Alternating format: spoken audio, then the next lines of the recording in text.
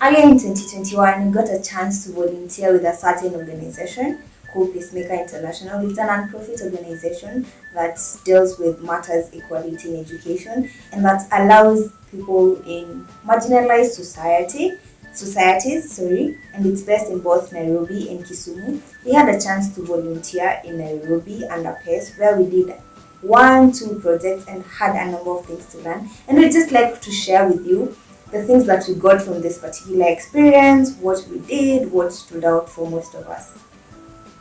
Awesome. So I'm Clarence Muhoro, and we were together with Tilda. We were taken to this wonderful school called Mathare Primary School along Mathare, and from day one it was just a blessing, and it was such a great experience. I remember we all had personal goals going into that. One was to connect with kids, to serve my community, also to improve my voice because I wanted to teach. And I wanted to improve my voice in teaching, in leadership.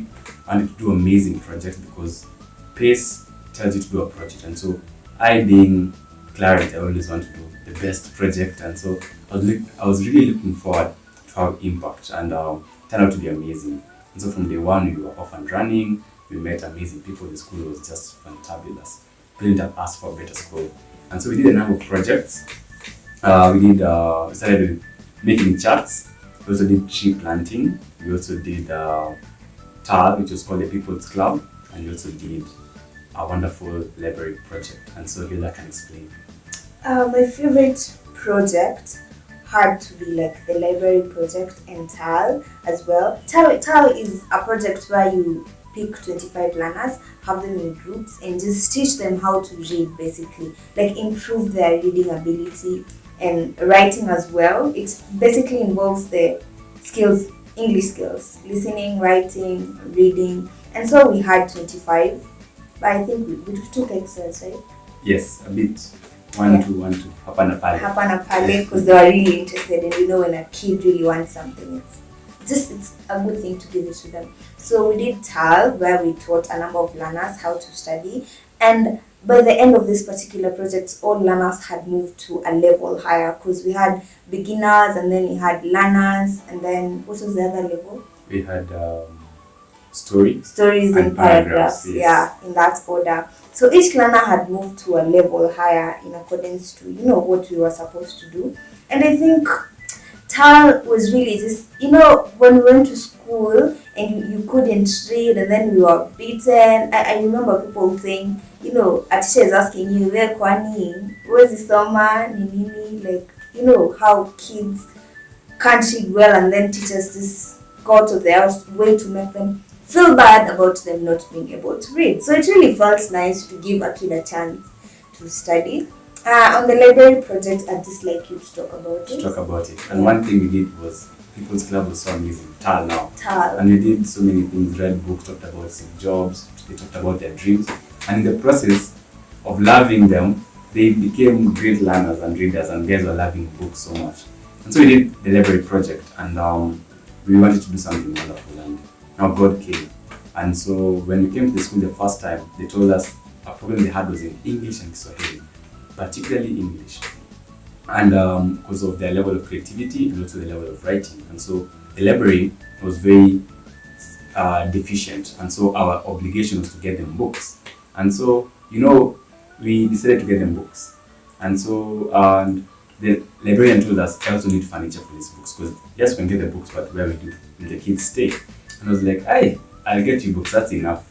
And I remember you were targeting around 50,000. And the deputy teacher took me to the dining room, and it was beautiful, full of wonderful tables and chair sets. And he told me this was done by a 16-year-old girl who had raised 1.4 million. And if she's a 16-year-old girl, you can do more. And I was really challenged by the way teacher mkutano kati Clarence manze, you're thinking too small. And so we were like, as a team, let's do 100,000. And we were like, that can be enough for us for books. And so luckily, as we started doing the posters and the videos, I met a friend, and she told me, I know the CEO of Moran. Would you like to ask him? Because he loves young people and he also loves giving. He's a very, very wonderful person. And I was like, I would love to. And I had to get the confidence, and I sent him a text, and he responded, and I told him, just give me 10 minutes of your time. On Monday, I come to talk about this particular project I have in mind. And he gave me the time, and I remember that day there was so much jam, and where I usually stayed there were no matatus. That they were all full. You know, when you when you go to a stage that is in the middle and it's morning, people had already filled up at the beginning part. So it was entirely full, and I remember I had to take him to this. I reached just 1 minute before time, and I went there and I just told him how books had impacted my life. And he was like, "You're asking for 100,000, but if you have, even if it's 15,000, we don't mind." And I had a very beautiful proposal on my hand, and he looked at me and he laughed, and he said, "Young man, whatever you want, we will give you." And I was like, "Wow." And so he told me, "Talk to the manager there." And so I went and told him, "I've been sent by the CEO," so that the guy would know that this was serious. And he said, "Yeah, we'll give you the 100,000 of the books." And I was like, "What? This is crazy. This is crazy." And that was only the beginning. And so the next week came for the books with the deputy teacher and our PACE mentors. And when I got the letter, had given us 3 times more than we had asked for. And I was like, "Man, this is God's abundance. Like, He does more than what you think or imagine." And that showed me the power of asking. Probably I could have asked for 1 million to give back to 700,000, but I asked for 100,000 to get 300,000. And so I learned the day asking big and being bold in your dreams.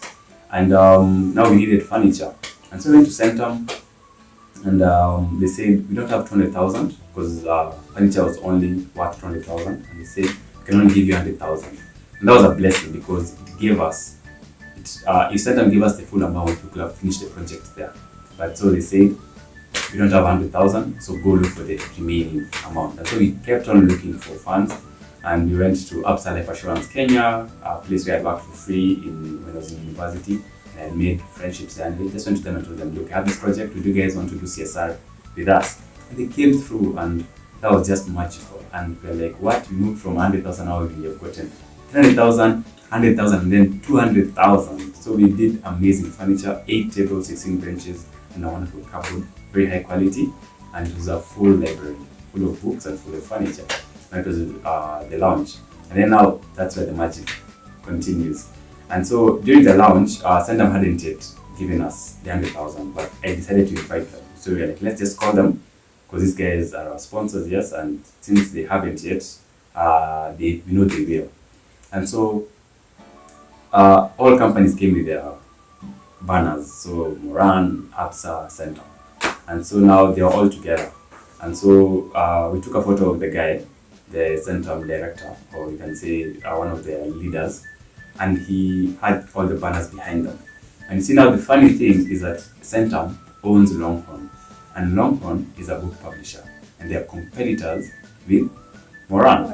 And so this guy, when he sent it to the group of leaders, the CEO for now Longhorn was like, "Moran has given how much? Tell people in that lounge you're going to give more."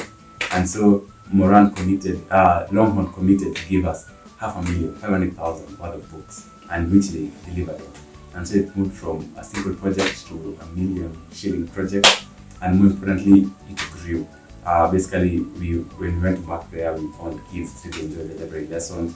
The fact that they had the facilities, other companies had come through on a different basis and given over 1,500 books.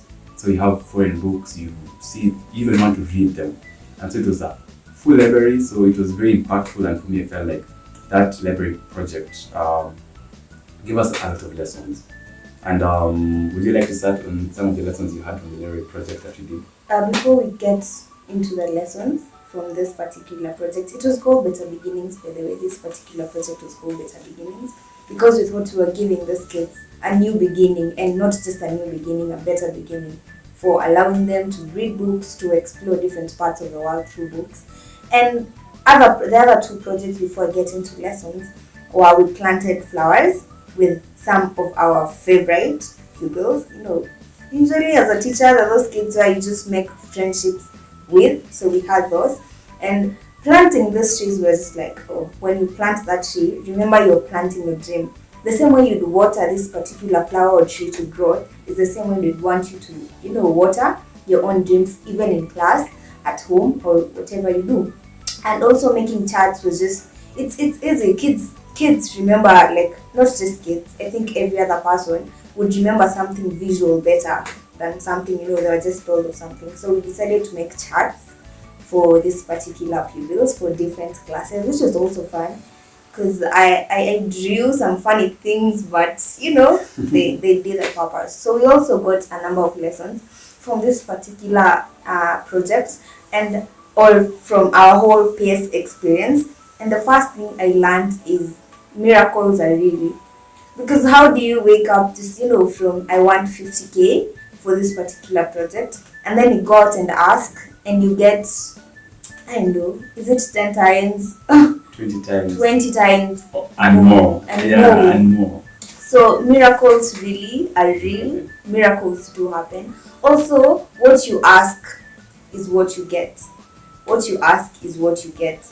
Because if you present yourself to the world and ask for the bare minimum, because I remember one pastor told us everyone has different measures of faith, and it's like God gives you according to your faith, and that is true. God gives you according to your faith.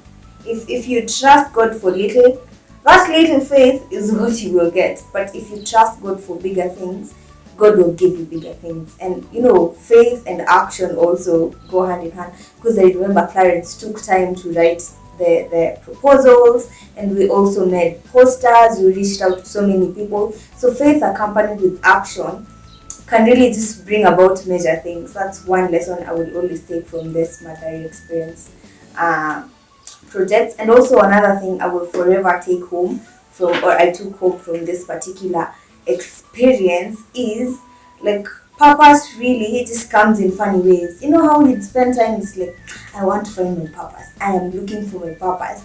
You could have it but you don't see it. Because I remember how things were aligned after PACE. You meet amazing people, and now we are here because of PACE. We've done a number of other projects that's because we met through PACE. So I feel like really God, the way God aligns your life, you literally could be living your purpose, but you're blind to it. You're like, I want to find my purpose. You think it's that one major encounter that you come across and you live it your whole life, but really you could be living your purpose every single day and not even see it. So that's another thing I really took from PACE. And also just the joy. I realized I enjoy teaching. I really, really just enjoy teaching. I could literally just sit and teach people the whole day. I really, really enjoy teaching. So I'm glad I got to experience that part because I am a teacher by profession. That is what I studied. So I really love that. Also, PACE gave me a chance to do that. And just the importance of, good relationships, building relationships, and putting your best foot forward, because I feel like we really gave it our all. That's true. And I love your lessons. Kabisa, and I agree with all of them. Mm-hmm. And like for me, I think, having a God of abundance, because it gave us more than we had asked for. And I just, sometimes you read that, by now experiencing that, now shifts your mind. You're like, wow. And then Louis says, ask and you shall receive. And basically, that's what happens. Because God, whatever you ask from Him, He will give you. He just needs to see if you're legit. If you have the faith. Yeah, faith is the secret sauce for achievement, if I can say. And for me, saying joy, actually I felt I've never been such joyful in my life. It was so much joy. Just feel like you're happy, you're grateful, you're joyful, and then magic happens. You find yourself being happy in your relationships, in your friendships, at home. So I really love that. In service of others, you find a lot of joy. And so learn to dream big, to dream bigger, and to dream bigger and bigger and bigger and bigger and bigger. Because I believe that sometimes we limit ourselves in what you can do. But then when you go forward and have faith for big projects, God, now you get to see God's purpose. You're like, this is not my doing, it's His doing. And that was really, really amazing. I also love the fact that kids carry with them a special blessing. And for me, I usually believe just get a level of grace and joy that you have. Those kids, they pray for you and everything, telling their stories, they're so funny. Chonganos and the games in between, some of the Shiba lunch, your lunch really. So it was so fun. And for me, I think PACE taught me the importance of following your heart, doing things with faith, believing big, and you have an abundant God. And I couldn't have wished. And another lesson I learned was the team is everything, and we had a wonderful team with Hilda and Nifty, and they say the teamwork makes the dream work, and it was such an amazing experience. I think it is one of the most special experiences in my life and a big learning lesson. And for me, I think I just felt God's presence, and I would want to do it again, to do it better and better and better. And that was our experience at PACE. And we really had joy. I think everyone should have a point in their life when you volunteer voluntarily and you go and serve other communities. Go to PACE and teach, go to somewhere and collect waste, go and travel and do projects, go and do outreach, do missions. Those things give you so much joy.